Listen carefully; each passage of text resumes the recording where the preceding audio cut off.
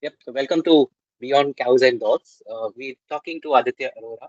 He's someone who I worked with and I worked with for quite a long time and I really enjoy working with. He's not part of my team anymore. But he's done an MBA in marketing just like everyone else who will be on this podcast. And he's had quite a fair bit of experience as a regular marketing job profile and otherwise. So hoping to have an exciting discussion ahead. Aditya, welcome to the podcast. Thank you, Neerav, for inviting me. This sounds like a lot of fun. Let's do this. Yep. So tell us a little bit about your MBA. What was the institute? When did you complete your MBA? Which city was in? I did my MBA in IMT Dubai. That's Institute of Management Technology. That was based out of Dubai. It's the same Ghaziabad one that they had taken over there. I was in the second batch over there when they had started the college. Um, I wanted to do so. Unfortunately, I couldn't give CAT, and as a result, I couldn't really apply for the colleges in India in 2009 when I had applied for a. When initially I thought I'll go for a job, but what happened was at that time a recession had hit, and most of uh, the the people that were coming for recruitment had declined the offer. So that's why I didn't have much choice, and that's when I chose to do an MBA. I always planned to do an MBA, but that was more like after a few years of working is what I planned to do. But yeah, this change had to be something of a random thing, but I was happy about. Great. So when you say you wanted to do after work, this MBA was immediately after your graduation? That's right. I did my graduation in Bachelor of Engineering from Pune.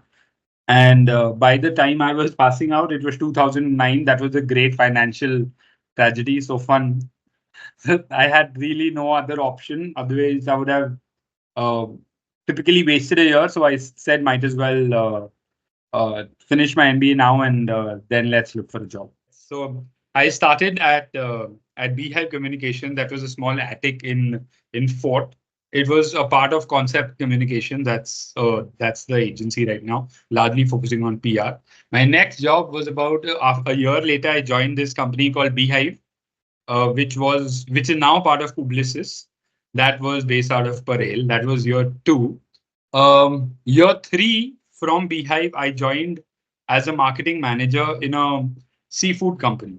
So this was it's called Pesca Fresh. It's still alive right now. I didn't kill it. So I'm not talking about the fish. Fish are dead. Yeah. So yeah. So Pesca Fresh, I was there for about a year. There I was doing like very different things as to what I learned. But even over there, I realized actually over there I used quite a bit of marketing tools and interesting things I could. Year four and five, I was in the gaming company called Games to Win. So there, I was making games for a living. I was with Alok Kejriwal. Hi, Alok, if you're there, if you're watching this, yeah. So I was with Alok Kejriwal. I was making games for a living. I was a product manager over there, and yeah, that was fun. Like that, that was a very different profile altogether because I was making mobile games for a living. It was about from conceptualizing to ideation to seeing the entire journey of the game. So I was seeing all of that through. So yes. Then after Games to Win is I we have a common friend named Shriketh.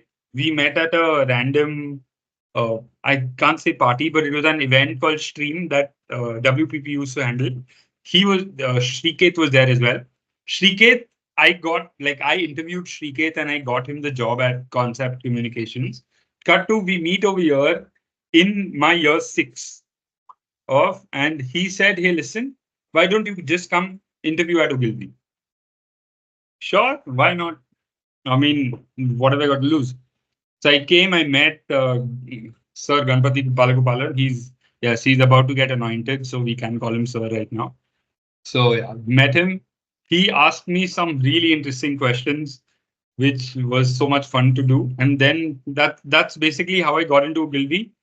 I was there for 5 years, quit for a year in the middle, lost all my money, and came back again. Right. So right now you're at Ogilvy and you're still in digital marketing. No, now I'm more of in a strategic role. So looking at what brands can do from a marketing standpoint, be it where they should be, what positioning they should have, what spaces, what communication spaces they should say, who they should be targeting. I'm focusing a bit more on that. Got it. Okay. So 2011 is when you passed out. 13 Yes, years. that's Okay. right. Did you do any additional courses or certifications in these 13 years No, but are you asking with my MBA? So I had a major in after marketing your and MBA? I had a minor in Six Sigma. Oh, very cool. Production management. I mean, I was a production engineer. It was so easy for me. I could teach that class. Okay. Does it now feel that you can teach any of the MBA marketing subjects with 13 years of experience behind you? I don't think so. No. So it's more about the books, like the books over there, the Kotlers and all. Like they were amazing books. I just don't know if that's relevant. Like Okay. how far? Let's Like talk a lot. Yeah. yeah. So Let's honestly, talk a lot about it in even detail. engineering books for that matter. When we are taught engineering at that time also we know, but that's been told to us, that listen, this is old stuff. But we are teaching you this because in case, God forbid, there's no electricity and everything's gone down in a world war, then you can go back to engineering. I'm not sure that's the same Okay. logic we should be using for marketing, though. Year one was come up with like this was like like the old days of digital marketing. Content was not called content. Content was called post. Content was called so effectively. I was making posts. I was taking pictures from Google. I was putting like a really small source on that, probably on a PowerPoint or on a Microsoft Paint, and we were putting it up on Facebook. At that time, there was no Instagram either. So on Facebook, we used to put it for different brands that we used to work on. So I Okay. used to work But on was Maya Academy. That's a like a tech computer software educator, and it's called Mac as well. And Hard Rock Cafe, and those were your clients? yeah, these are my clients, Okay. and couple of other more which I can't remember. What was your MBA? Given that this was year one, did you have any of these training as part of your 2 year MBA course? No, Okay. Um, this was this your campus placement? no. You have to come back and get. So what kind of sectors were you approaching, or what did Um, you have in mind as a career going ahead? I did. So I was applying everywhere. Like I wanted to get, and I was very close to getting recruited through campus. I was like, for three places, I reached the final round, and for some reason, it didn't work out. And that was for Reckitt Benckiser, so RB, and for DHL as well. So like big places that I almost got through at, but didn't. And that's still sometimes I wake up in the middle of the night thinking, oh, delivery kar sakta hu DHL ke saath. But nahi, now I just use FedEx. So Okay. yes, Was but there no, any induction or training that happened at your job when you're working on making posts? Um, it no, was a digital marketing agency, right? yes. So it was more about just going there, come up with different ideas that you can post about, you can think about, and then posting it for that day. We used to plan the digital week and the months before. So like now things like moment marketing and all are called that now. At that time there was no term. That time we were literally creating these posts day in and day out, coming up with monthly plans, weekly plans, yearly plans, what all can be done. There was no such thing as promotions had just started, I think, on Facebook at that time, and so that's all we could. At that time, you could buy likes and buy shares, not shares, sorry, buy likes and buy followers. All that used to happen. Like that's how it was. So yeah, no training whatsoever. Just jumped straight into digital marketing. So even 11, 13 years ago, engagement was organic yet paid. Basically, Okay. that's exactly what it Okay. was. Okay. And yes, I How was was your paying. equation with your? I Yeah, was paying sorry, go ahead. paying my student loan. So yeah, it was definitely yet paying back also. Wow. Okay.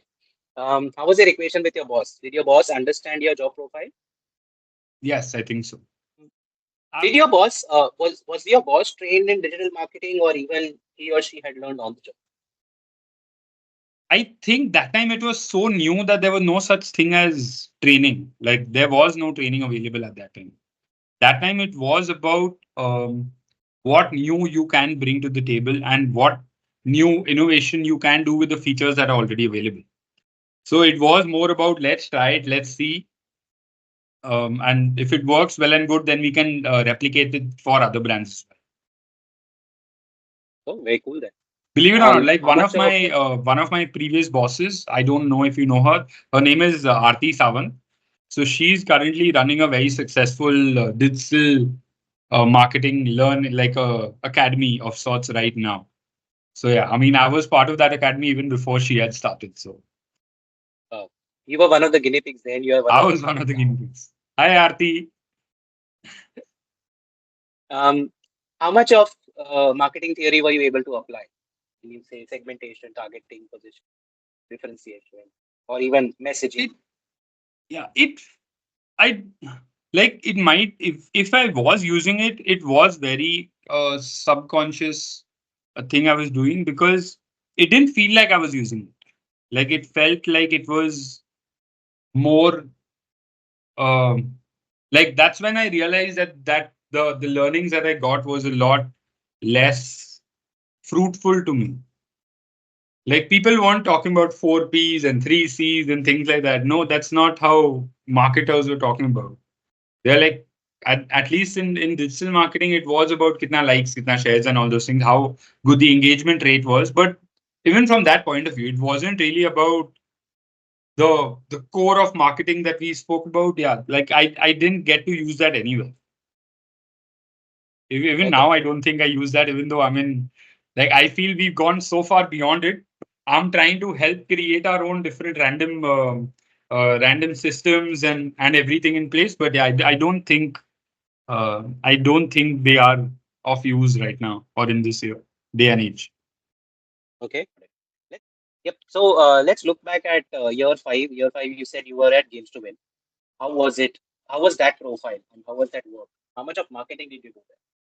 Oh, that profile was awesome. Like, see, that's the funny thing about, and I'm sorry, I just keep deviating here and there, but the funny thing about marketing taught me that consumer was center to everything, and that was very true for the gaming point of view as well. Like I became a success in gaming because I knew marketing quite well, because I understood that if I put the consumer in the center of things, I know everything eventually will be of their interest. Automatically they will want to play the games a bit more. So I put a lot of my marketing learnings and the year five understanding of what I had of marketing, and I put a lot of it in my gaming industry. So I would I don't know if this is the best example, but I'll say it anyway. There was a game called Word Striptease. These random things where you gets the correct answer and the girl takes off a piece of her clothing. Yeah. No. But no. So it'll make sure that you lose so she doesn't lose all her clothes. But yeah, it just used to be a tease. And this was like a really good gamified way of teaching kids that, hey, listen, have the right spelling. Or there were like math questions. There were like not history, but there were English questions. There were math questions. Think about how much they had to learn just to see something that they wanted. It was gamified education, is how I would call it. But the name was called Word Striptease. So Fair. and over there Okay. we realized that there was a particular set of when people used to Google search on different websites, they would search for a specific type of girl that they would want to see. We searched for that. We took that learning and we created the girl around her. That game, until a few years back, was still the most popular game on the Games to Win website purely because those searches still exist. People still search for that type of girl, and this game comes in and they still play the game. I mean, it just like we just put the consumer in the middle of it and everything just makes sense. Um, did you have a team reporting to you at this point? So I had at Games to Win, I had three game designers who used to work under me. But because you're more like the project manager and dealing with the entire project, it's like when they are on your particular project, you're dealing with a lot more people. So when my project was on at that time, I had about 10 to 15 people who were answerable to me if I asked them a certain question. So it need But not be. were Huh. you already doing their appraisals, thinking about No, I will not. increments, No, no, bell no, curve, none of that? no, no. Okay. That doesn't sound fun either. Even Okay. yes. What was your salary like? And rather than actual numbers, let's look at a multiple. So year one, you had a particular salary, zero work experience at that time. Year five, your industry had changed dramatically. Yeah. You had moved from digital to gaming. What X was your salary compared to year one? How much was your salary? You, I'll just give you the numbers because I have it at the top of my head. We'll later on it'll get a bit confusing and then we'll switch to 2x or whatever. But I started after finishing engineering and MBA, I started at 20,000 per month, which was like so disappointing considering I had an education loan that I was paying 10,000 a month for. I was barely scraping through. In year five, I had reached 44,000. Wow. So So that's more than 2x. that's That's two also point. still in a new industry. That's right. But that's So what year one was still a new 2.2x. industry. Yeah. So year one was still a new industry. Year five Yeah. was a different industry, but still a new one. Yeah. It seems like you enjoyed your job. I'm sure the Google searches were fun. It was so much fun. Not So let's fast forward to today. It's been 13 years, 13 long years. You started your career, as in you started your job after the MBA was done. It's been a few industries that you've shifted. I'm sure the salary is great now. Are you already a boss now? Do you have people reporting to you? yes. I've got like two Okay. people directly, one person directly reporting with me. The other person is uh, is a junior, but one person Okay. directly reporting to. So yeah. So one person reporting to you, another junior, but both of you perhaps report to the same boss. Yes. Is how it would be like. Okay. Are you a different boss compared to the one that you had when you started off? Damn, that's a good question. Uh, So let me put it another way. Were you trained in any way on how to be a boss? no, but I think you trained me really well on how to be with people overall. Like I was quite, and you have been a really big influence in my life as well. So I'll just call it out. But apart from that, also I've been quite lucky to have quite a few good bosses as well. I've had a couple of bad bosses, but I mean, 13 years, there's no doubt I would have had a couple of them. And I think I learned like from each and every one of them. Okay, this is what you should be doing. This is what you should not be doing. This is what you should be doing. This is what you should not be doing. And I've like taken a lot of notes from I think all of them. But yeah, I don't think that there can be a set guide of this is the type of the perfect boss. I think the more you meet people, the more you realize that you need to be different with everyone else. Like there will be a Let's talk about certain. marketing. Oh, sorry. Sorry, complete your point. No, no, sorry. Coming back to marketing. Let's talk about marketing theory. Did your bosses know better about marketing compared to you did? In the sense, did they have better training, or were they learning from experience? Were they learning from better training that they got on the job? How was it like? How would you rate your competency in marketing compared to where they are or where they were at different points in time? Yeah. I always had a bit of air because I've done my MBA and some of them hadn't.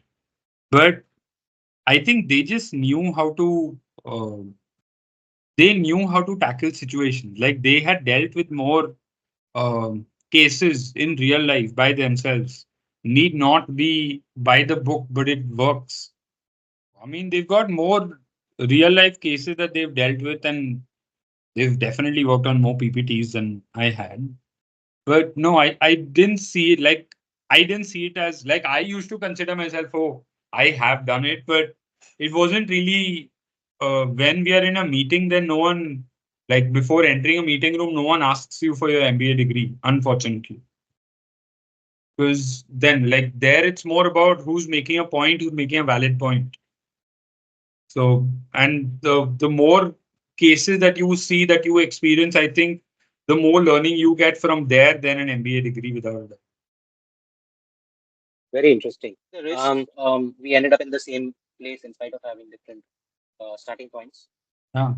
Not just starting, I mean, our starting points were different, our journey was also different, and it just, you will reach. So don't really take too much stress about career, look for opportunities, try for opportunities. But yeah, I mean, if you've joined a certain place, if you've made that decision, ensure you spend good amount of time over there before you say, okay, I'm done with this. Because in the first couple of months, first 3, 4 months, it'll always be difficult in a new place. You're trying to know the people, trying to know the culture, trying to understand what the work is. Don't give it 6 months and say you're done unless and until it's like really bad. But just like hang in there for a year at least. Understand what that place is. Learn as much as you can. Learn from the people that are there as much as you can. Speak to everyone what they do. And yeah, I think it's all about that. Half the times, I feel we've not we've stopped connecting with people from that level. I think, and that makes it for me. And the way I approach marketing is, um, I don't think I'm the user for anything. So I think that I'm just a random guy that just buying random things. But the person I'm talking to, so the respondents or the research that I'm holding it for, I just ask them why, how. That sounds like I play as dumb as I can, and it makes a difference. Definitely not something we are taught in our MBA. It's not. You're like in MBA, we are taught that you should think like a consumer or something like that. But that's not how I've learned. Because if you try putting things into people's mind, they just stop listening. Very interesting. So, tell me something about marketing that you did not learn from your textbook. You learned because of your job profile, because of your industry, or just plain experience.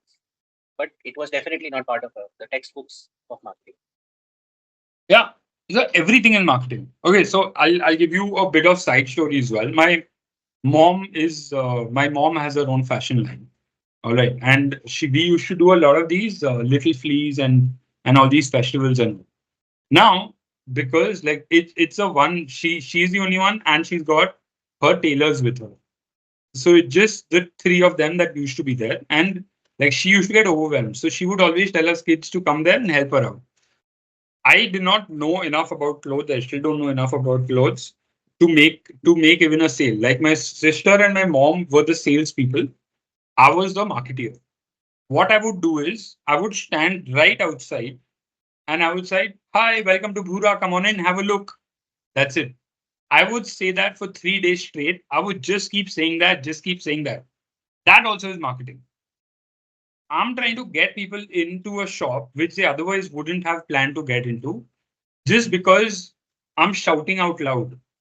The person selling a newspaper saying extra, extra. I mean, we've seen that in movies, not really on the roads of Bombay, but even that's marketing.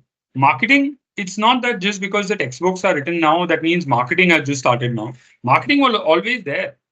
Marketing is about the market or about the people in the market. It wasn't about the textbooks or the cotlers and all. It was about the market.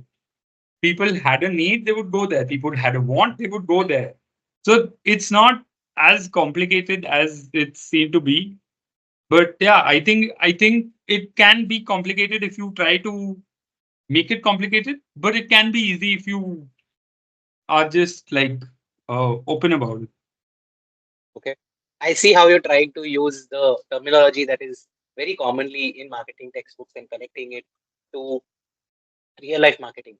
Um, Very interesting stuff as well. But then let me ask a reverse question. We talked a lot about how marketing today is different. A lot of stuff that we learn, probably, like you said, everything that you've learned in marketing is not from the text. Would you advise people to not do marketing and come into these job profiles? No, 100% I would advise them to do. There were two things that MBA gave me, which I like to this day I value. But it's got nothing to do with the textbooks. One is confidence, and the other thing is ability to hold a conversation. It might be related to confidence and time management. It like beyond the textbooks, it just told me how to understand and decipher a problem as well. Like all these things were not something that were written like out and out in a textbook. Like we could see all the marketing cases. The cases for me, like the best part about marketing was just going through those MBA cases and understanding, oh, what went wrong and all those things. That helped me more than learning the four P's, the four C's, and all. So if you're planning to do an MBA, definitely do it because it will give you confidence. It will give you problem solving skills and listening. I mean, that's well. Very cool. Thank you for being on that podcast. Um, would you be interested in interacting with students, probably like you said, for advice on LinkedIn, probably guest lectures, or as a speaker or some event jury at different B schools? Yeah, definitely. If Okay, they'll how can have they me. contact you? How can the Uh, students or the institutes contact you? I'm on LinkedIn, but you won't recognize this face over there because the picture that I have on LinkedIn is something from my B school. So yeah, but my name remains the same and it's quite a very popular name. I've done my BE engineering. I've done my MBA from IMT Dubai, and I'm working at Ogilvy. I think these three search words will help you find me. I'm Aditya Arora. Yeah, you can find me on LinkedIn. Awesome. Great. Thank you very much, Aditya. Thank Great you. speaking to you.